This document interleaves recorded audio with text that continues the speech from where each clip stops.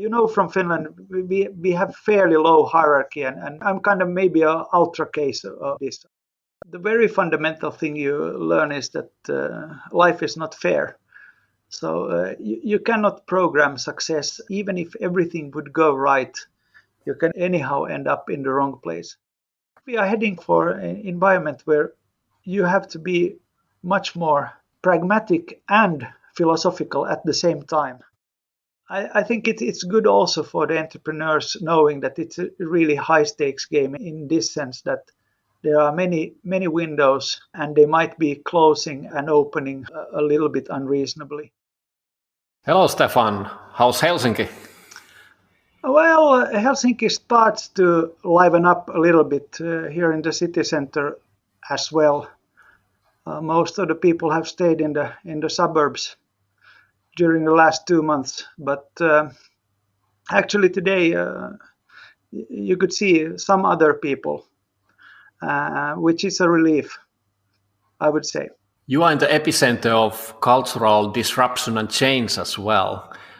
There's a new museum in Helsinki, exactly in the middle of Helsinki, next to the railway station, Amos Rex. What's the story behind that one, and why it's so successful that people are queuing for hours? Well, queuing for hours is it's a good picture, and it has happened. It was the first exhibition that was particularly exciting for people in all ages. But I would say that there were at least 3 big reasons for success. One was that the foundation I'm working for, Konstsamfundet, actually has had a museum since the early 60s. And the DNA of the team has always to be in the forefront of modern art, also in the earlier museum.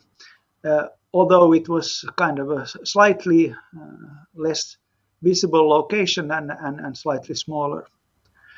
But the president of Finland was at the opening of the earlier museum as well, so we have some pedigree. Then with this came a lot of partnering also internationally, both with other museums, but also with, for instance, the city of Helsinki in terms of marketing. And then we took a lot of risk with the first exhibition and tried to jump to the future and managed actually to excite people in all generations. We were especially aggressive in convincing the different school classes to come to us, and the 7 and 8-year-olds took their granddads and dads and moms in the hand and stood there in the queue with them for 2-3 hours to so that also the parents would see this immersive digital Japanese art that we had as a first exhibition. I think there were a lot of things that made the success, and without the deep roots of 50 years, it wouldn't have been possible.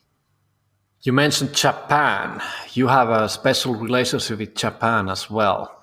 You managed to do something which is considered rather hard for Westerners to do some successful business and really, take a foothold in the market. Can you elaborate a bit what happened?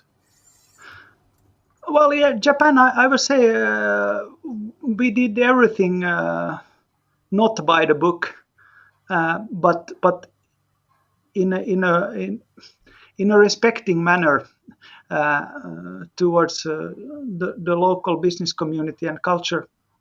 So you could say that we were kind of disrupting the elevator scene before that word was really kind of popular. We were a young team, and we didn't understand how hard it was. I actually had keynote speech also for a conference organized by the Economist Intelligence Unit in Tokyo, where it was myself and one guy from the US and one guy from the UK describing how to enter the market in Japan. And I was last, and I said that, well, we can't rely on our government's efforts on trade, so we just have to do the hard work. And essentially, I would say that doing it kind of in a guerrilla way, so that you are constrained by in terms of resources, show respect for the local customers, listen to them, but not too much. You can do it also in Japan, but it takes a lot of legwork. I think I met with a few thousand real customers on job sites and listened to them and kind of tried to understand how we should work our way forward. But I would say also there, it's not a question of a story of a lonely hero. Kone had attempted to enter the market for almost 20 years. And there was a substantial network of contacts. There was a substantial network of goodwill, and we could also benefit from those. And there was an opportunity that the Japanese government wanted to open up some field to show to the rest of the world that the Japanese market is opening up. To a certain extent, you could say that Finland was a harmless partner to open up to. Elevators was a harmless field, and we happened to be there. So macro, we were in luck. We had a good network, and we were young enough to seize the opportunity. Probably I would have overthought it today, and we would have made some maybe consultants rich, but not made the business. So to a certain extent, inexperience can be a value as well.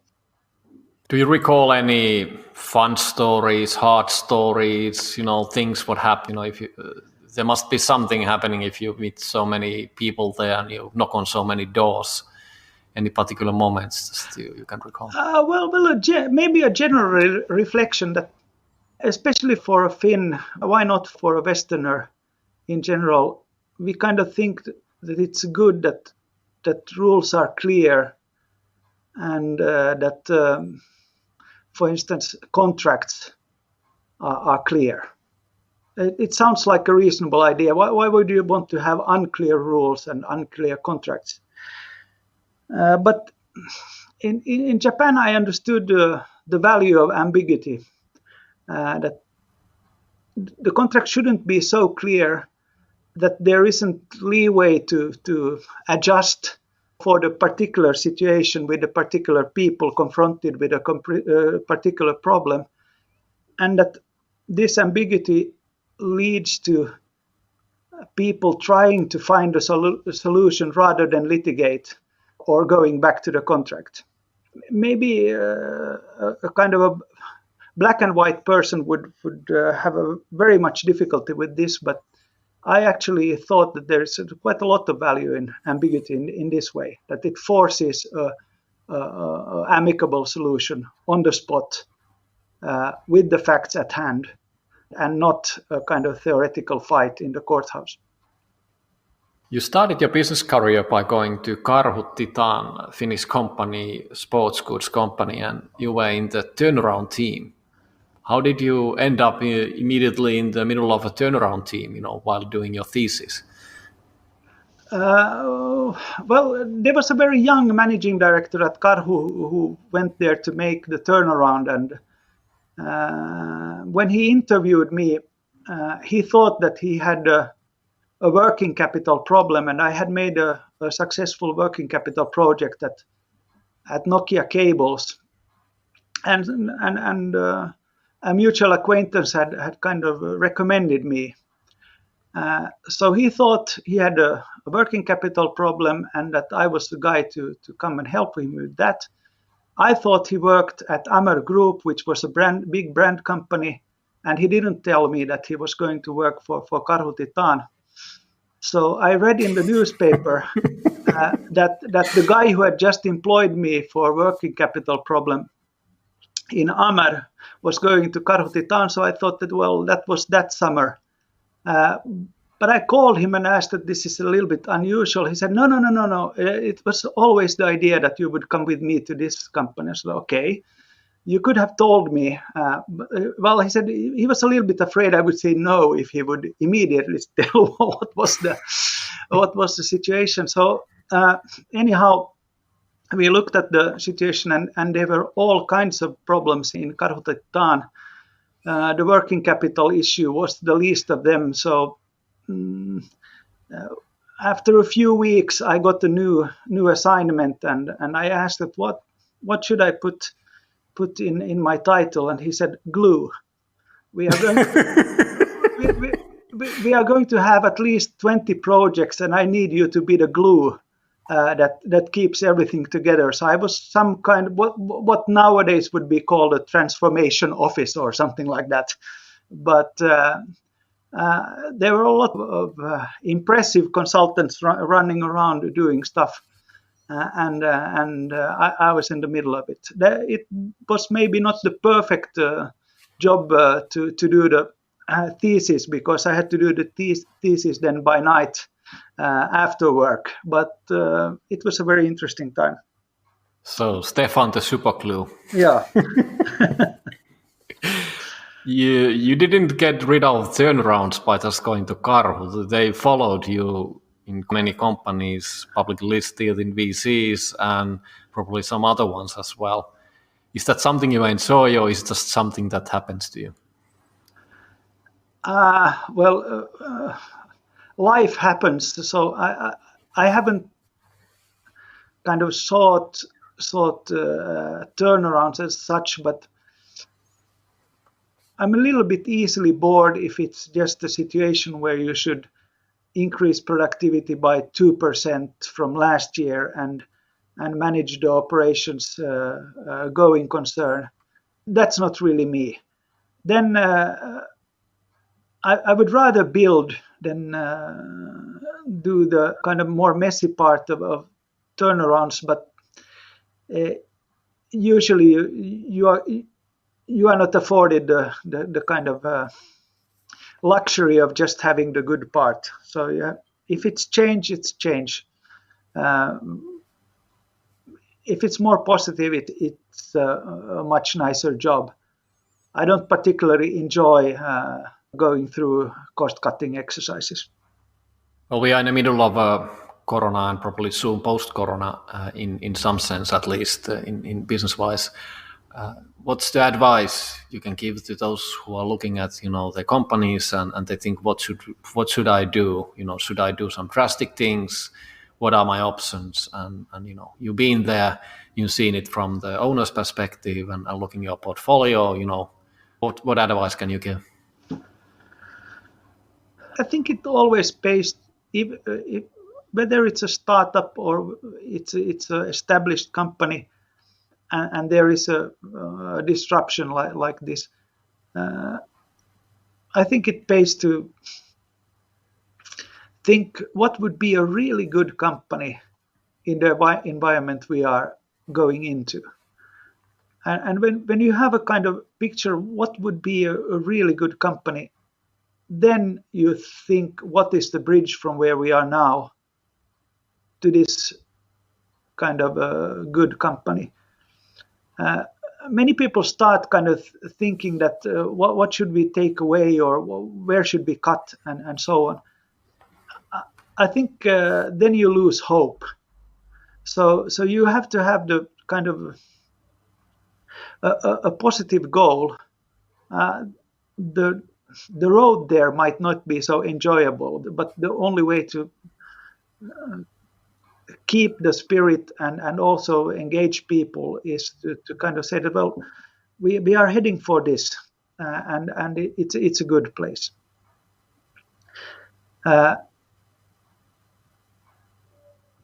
That would be my kind of the only advice I can give in this. Cutting for cutting's sake is usually not a very good exercise for the owners or for anybody else. What makes you happy? But I'm a very curious person, so I usually enjoy kind of insights that there are some surprising small factoid that kind of completes the puzzle, and you kind of see the world from a different perspective. It can be a kind of a feeling, or it can be a small kind of obscure fact that well, this completed the puzzle. Now I somehow understand the world better. So I'm always on the hunt for slightly exotic history books, looking at some local history or something like that, and I enjoy when I come up with this feeling of at least having a puzzle that is completed for the moment. Then the world takes care of it, that it kind of is not so complete the next day, but at least for an evening it could be good. How do you define success? Well, for me, success is a collective feeling that many people together, I as part of the team, have achieved something that makes the world a slightly better place, at least for a while. You've been leading different companies. You've been in the banking. You've been in the insurance. You've been in the pension funds, also doing startups in the financial field, and now in the third sector, running a large foundation. Are there differences in culture and ways companies are managed and how they can drive and be successful, depending on the sectors? Are they basically all the same? It's just a matter, what type of values you have and what type of people you're having. Some of the parts are the same. I mean, people are people. Systems are unfortunately systems. I mean, IT. Capital is capital. So there are many familiar things in any operation, and there I would say that for a generalist as me, maybe seeing the familiar parts is one thing. But I would say that the second we already a little bit discussed. I think understanding the roots and the past is something that is done maybe too little in commercial companies, and understanding the driving forces through the histories is much more important in the third sector, as you are not compensating so much with money. You are kind of asking people to work for a good cause, and there I think maybe at least here in the Nordics, the values of young people have more in common with third sector work in this way than let's say a ultra liberal commercial company or a very transactional company. To get the most out of your team, I think there are many things that are anyhow the same. I would even say that if you really want to simplify management to two things, you can almost say that it's what you learned at home. You say thank you and you say hi. And if you want to theorize a little bit about that, people cannot perform if they feel unrecognized. So the easiest way to get productivity low is to look through people and don't even greet them. that especially if you work with your head, that will certainly take down productivity for a number of hours. And you don't really feel like coming to work to a place where people don't even say hi. So it's a very fundamental thing. In the thank you, part of managing is also being able to change people's behavior by also giving the bad news, corrective feedback. And people can't take corrective feedback if they don't get also positive feedback. I've read a few studies in the pension world. We studied this quite a lot on what makes efficiency in the workplace. And you have to have roughly 80% positive feedback in order to get the 20% corrective feedback through. Now, you can't do it in such a way that you say thank you, thank you, thank you, and now so the only way actually is to constantly thank people for their good work, because for the most part people do good work. And if you do this, the times you have a kind of other types of feedback, you have enough goodwill there so that people will actually listen and can take in also the negative feedback and maybe think about it and correct their ways. How do you do that in practice when you're running a large company or organization and there's so many people there? You probably cannot even remember all the people's names. And how does that happen in reality? Well, you can do it in many ways. I mean, I have in the bigger organizations, I used to have a kind of personal, a small blog on the internet. It wasn't kind of ghost written by somebody and not even spell checked. Although I'm dyslexic, I thought that it's better that it kind of is obvious that it's me who has written this with all the faults there. And just a little bit commenting on everyday things, also business. Remembering to just say hi. If you have nothing else to say, you can thank people. It's usually not wasted. I notice you've been quite active also in the LinkedIn, commenting on the Amos Rex exhibitions and what's happening. And some years back, I think you had a project where you were writing a journal or something. Was it the blog posts daily? That was probably related to your birthday or Yeah. What did you learn from those?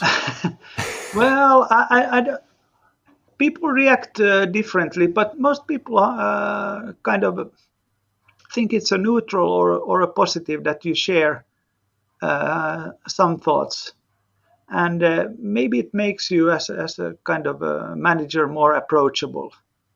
That it doesn't feel so distant, and I at least felt the difference by that people clearly kind of had a lower hurdle and to come and speak,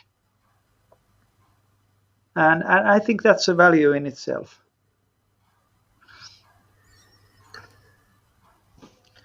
And in that sense, also this being a little bit vulnerable. Maybe when you're younger, you would have more trouble with it, but I think that vulnerability is also kind of a good thing to a certain extent. That you are not some mythical superhero somewhere. You're a human being, and people can speak with you. What was unexpected or wish you knew before you started in some roles, when you were new in the CEO position? You can pick the whichever place in your career, and it was like you were fresh in that position, and then what happened later was like completely out of place. It was like whoopsie. Well, I would say being from Finland, and I worked in Sweden a little bit also. So working with very hierarchical cultures has been difficult in that sense that it's both difficult to work with people who feel that they are very much above you, and it's also very difficult to work with people that think they are very much below you. From Finland, we have fairly low hierarchy, and I'm kind of maybe a ultra case of this. I have very much difficulty seeing kind of things through this hierarchical lens. It doesn't work for me. So I would say when I had this very small team in the beginning in Japan, and I kind of came in the spring, and there was a decision to be made where we should have the cherry blossom party of the company.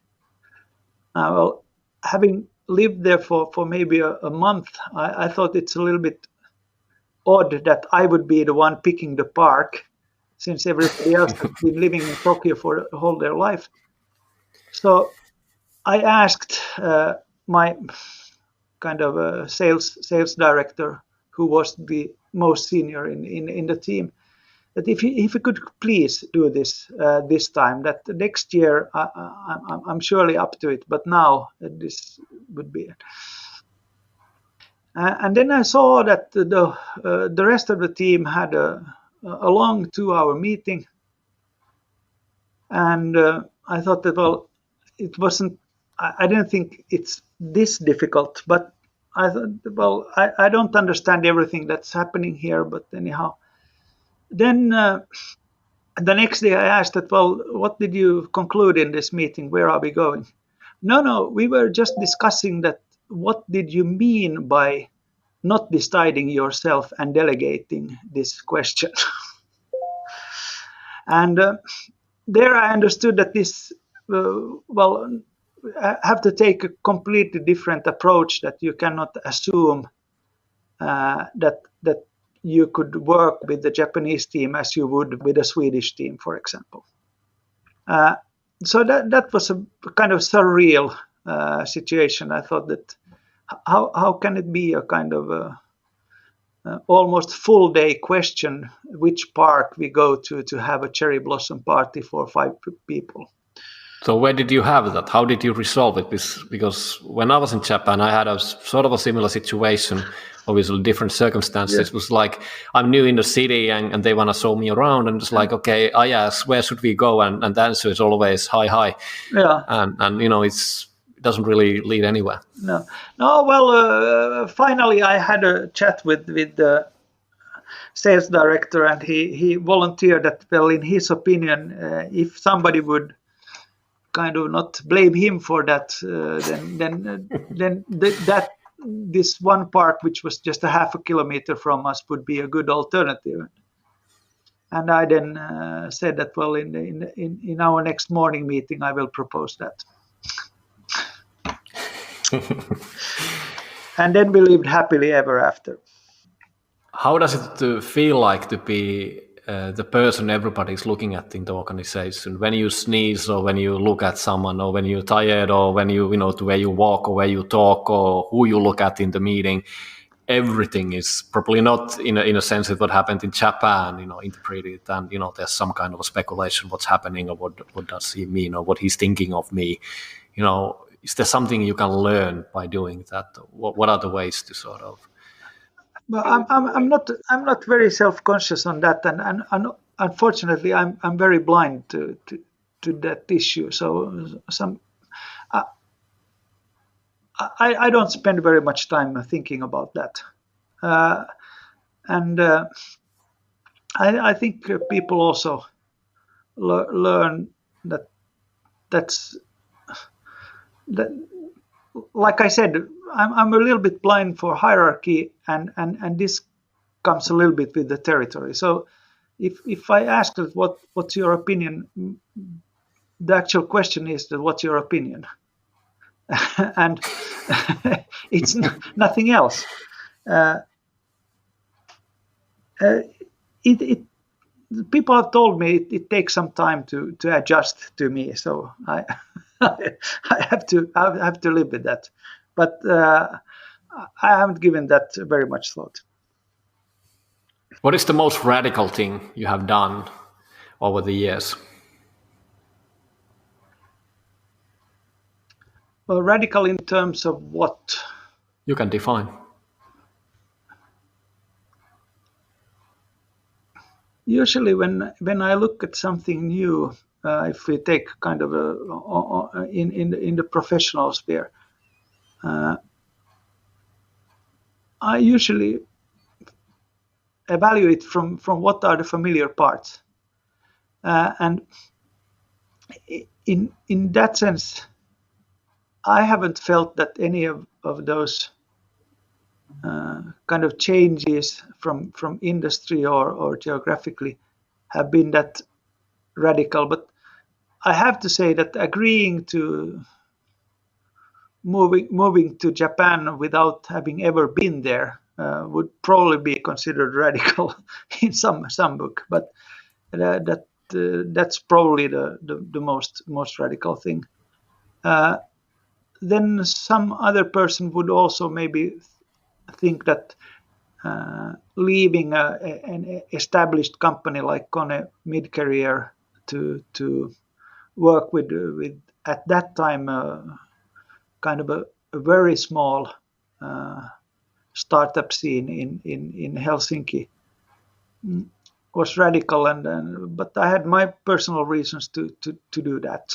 So usually haven't kind of thought of it through that lens, more from the lens of what is familiar in the new thing, which maybe has given a little bit comfort in moving. You mentioned you love to read history books at least. How about in business or in other areas of life? What are the people you sort of, if not admire, but you think that you have learned something, and maybe some hints and tips as well. Who do you think are the ones people should follow, or just listen or learn from them? Well, I admire very much kind of first-hand observation, so that it kind of. I also like myself, kind of if it's a new thing, I like to familiarize by walking around, looking and sniffing or whatever, but being really close to that idea. But when I started, for instance, here, I spent very much time in the museum, but also in the newsroom, which happens to be in the same building I work, because those were the two areas which I had never worked in before, and that's why I also kind of like and enjoy reading and listening to people who have immersed themselves in something. So kind of traditional business literature leaves me a little bit cold. It's too distilled. So I think you can learn more, for instance, about the country of reading a good novel where the main characters are really kind of living, rather than having the how to do business in that country. I have some difficulty in reading also biographies. It usually gets a little bit shallow. And as I suggested earlier, I usually think it's anyhow a long team effort with maybe tens or hundreds years of roots that kind of carry this hero to the goal. So in that sense, I'm more interested in the fundamentals and and immersion than singular individuals or this kind of traditional business literature. I don't know if that made sense, but that was the answer. You also investing in your professional capacity. What are the themes or what are the things you're looking at the moment, and how do you think the world will change in the next 5, 10, maybe 20 years? Do you see that, looking back the same amount of time, that, it's sort of a linear, or do we think that there's some discontinuities happening and it's harder to predict what's going to happen in the future? I think that the things that will be strong in 15, 20 years have already been with us for a while.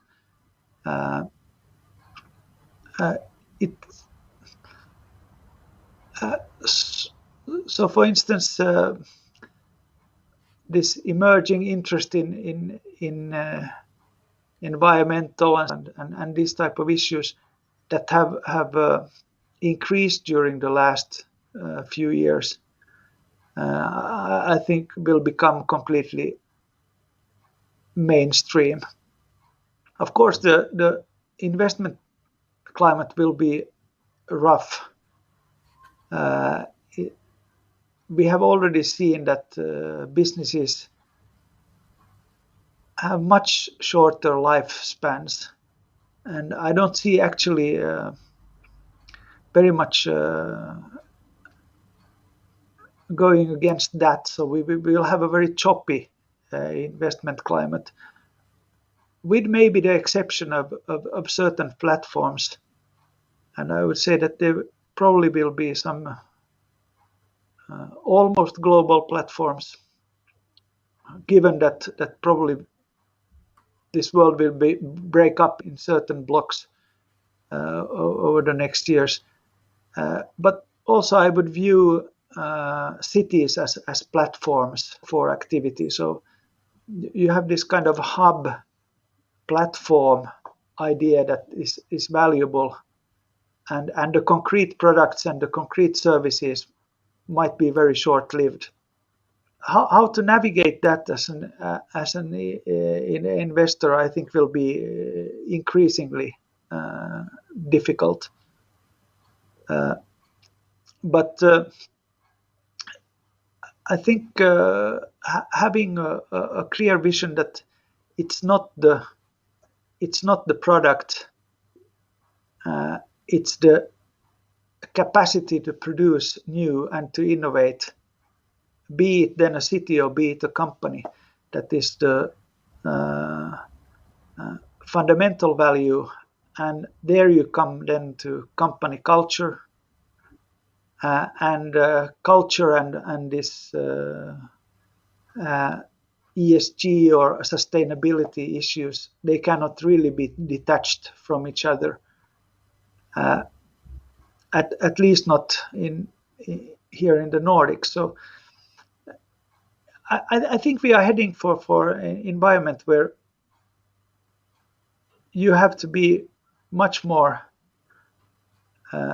pragmatic and philosophical at the same time, and it's really kind of it's difficult to get a grip on that. But if you try to be too transactional, I think you will lose the good people.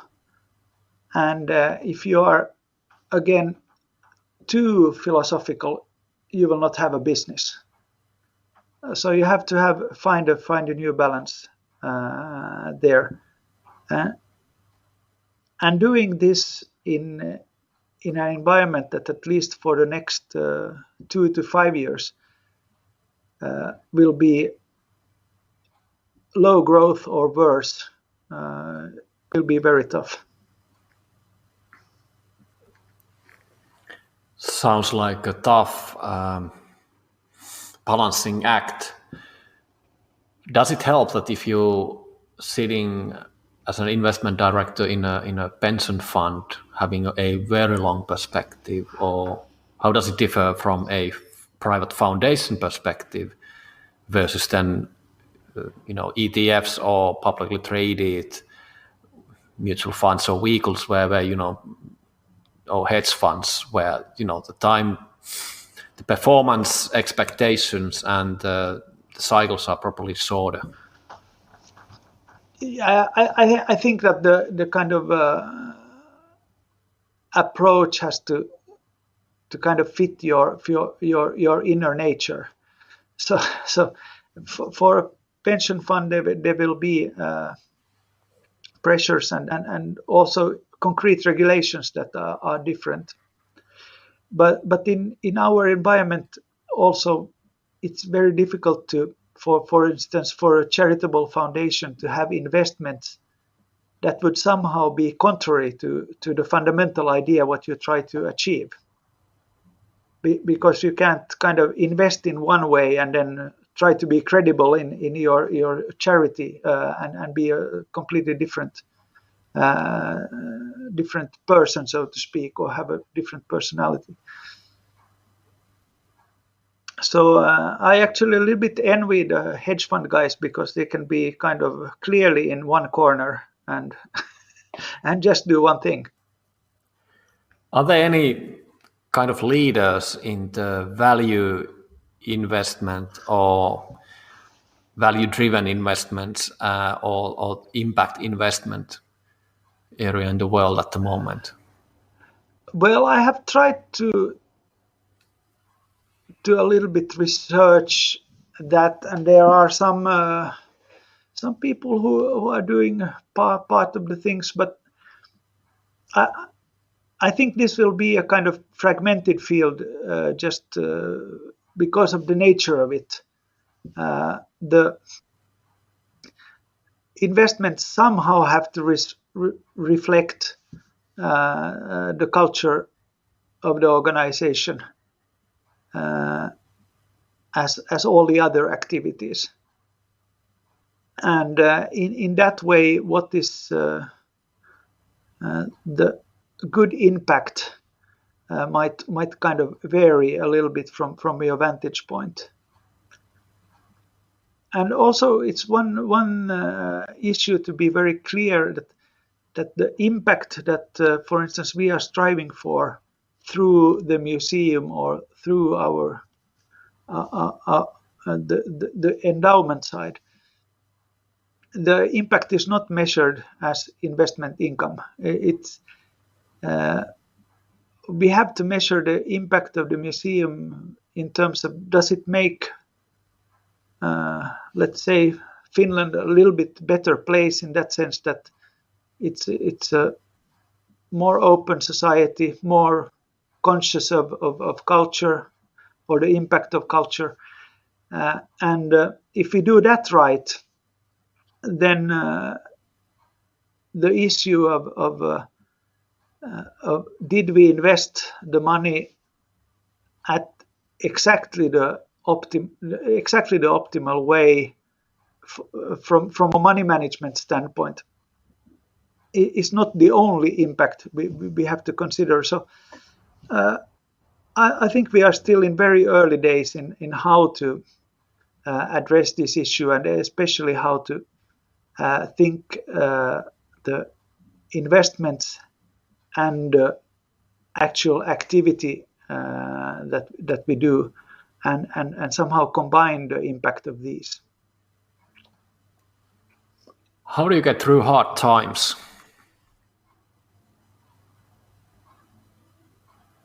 Well,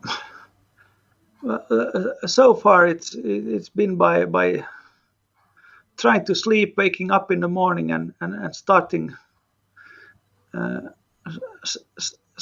with relatively good humor left the day. I usually, if you get sucker punched, might be out for a few days, but I'm, like I said, I'm a curious person and fundamentally optimistic, so I will be back. Super Glue Terminator will be back. Yeah. We've been also over 30 startups in board member or chairperson capacity. What have you learned from that journey? The very fundamental thing you learn is that life is not fair. So you cannot program success, and even if everything would go right, you can anyhow end up in the wrong place. And sometimes success comes to people for all the wrong reasons. So in in that sense, I've been a little bit thinking that maybe you get more experienced, but I a little bit question if you get wiser. Are you getting more cynical? No, I'm not saying cynical either, but a kind of belief in that there is a kind of inbuilt justice in things is weaker than when I was younger.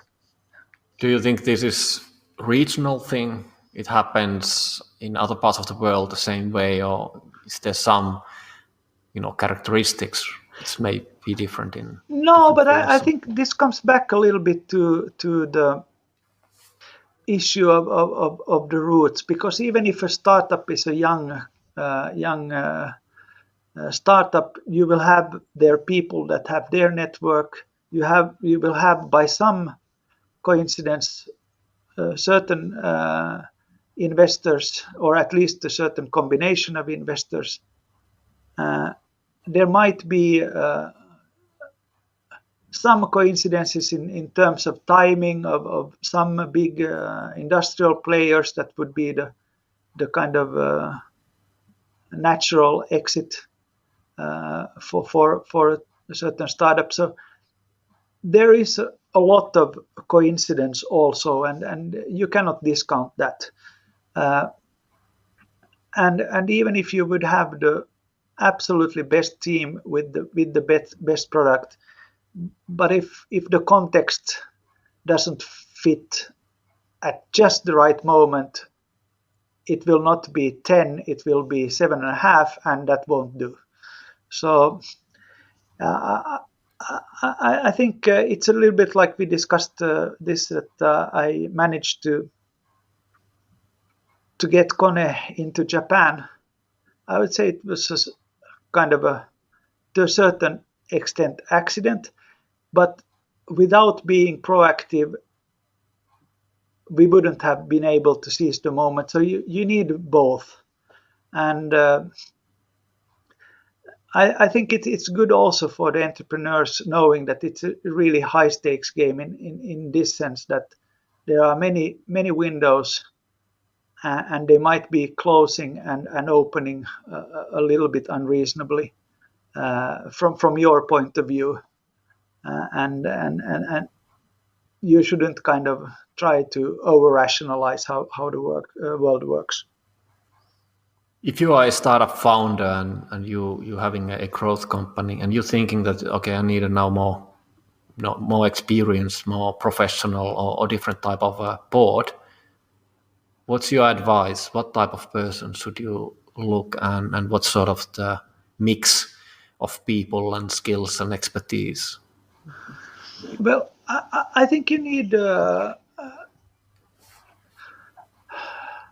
different types of people in a board, and I would maybe more think about what culture you want to foster rather than what competencies the different board members have. So if you want to grow, I think it's good to kind of collect a board where at least the majority of the board members are inclined to grow. It's very difficult to move in the opposite direction from the board. And people, I think, overvalue competence and undervalue culture in this respect very often, because you are kind of impressed by the competence or the experience of a person, but really in the board work, the culture and the spirit that the person is bringing is at least as important as the competence. Then I think there are two types of valuable experience. I would call one is kind of generic, maybe myself more of that you have seen a number of things, and you can somehow kind of relate to that given these circumstances, what are reasonable odds, and give some guidance that of course you can try that, but I've seen 50 guys attempt and nobody has kind of managed to scale a ball that high in that time with that budget. That's one type of experience. Then the other type I would say is more that you have the very detailed knowledge, I would say, of a business model which is close, so that you can really kind of hone in that what really brings the profitability, because the generalists can't help there. They can just advise you that you are kind of close enough. I would say they can get you to break even, maybe, good luck. But in order to get really a profitable business model, you need people that have executed and really know the details of what makes things tick when you, for instance, are doing cloud services or person-to-person services or whatever the kind of concrete approaches that you have taken to the business. So I think a board should be able to advise you on both these generic things that take you to let's say close to break even, and at least one person who can then advise you how you actually make the EBITDA positive and by a margin. What is your favorite word?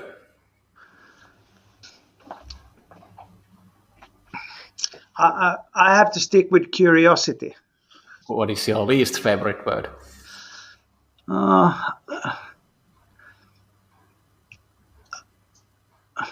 I like almost all words, but only is a word that usually creeps in at the wrong moment. So this is the only option, or we only have this, or something like that. So only is usually bad news.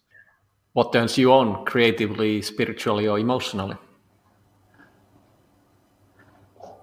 Like I said, finding the last piece of the puzzle.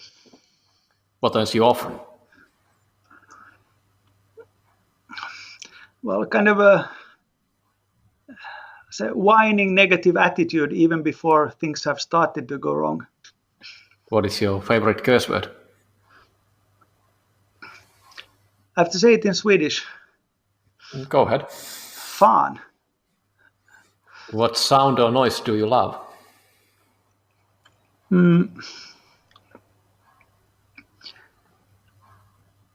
I would say kind of a summer breeze that results in a little bit kind of a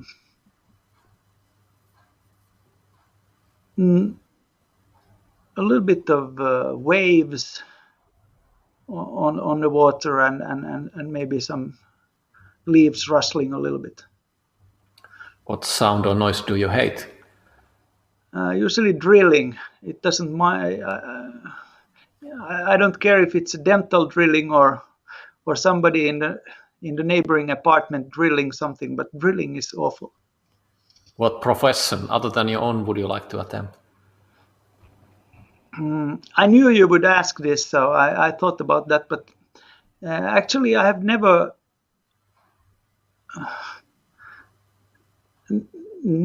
worked in my profession, my proper profession as an engineer, so maybe I should try that sometime. What profession would you not like to do? I think I've chosen wisely not to be an engineer. I would be very worried about the bridges that I would have calculated or the machinery that I would have designed. So I think I'll better stick with the current approach. If you could be a co-founder of any startup at any era, which one would you choose? I think I would like to start something with my 3 sons, so it will be somewhere in the future. Do you have any last words, any wise words or silly words for the audience? Hi, and thank you. Thank you, Stefan. It's been a pleasure. Thanks.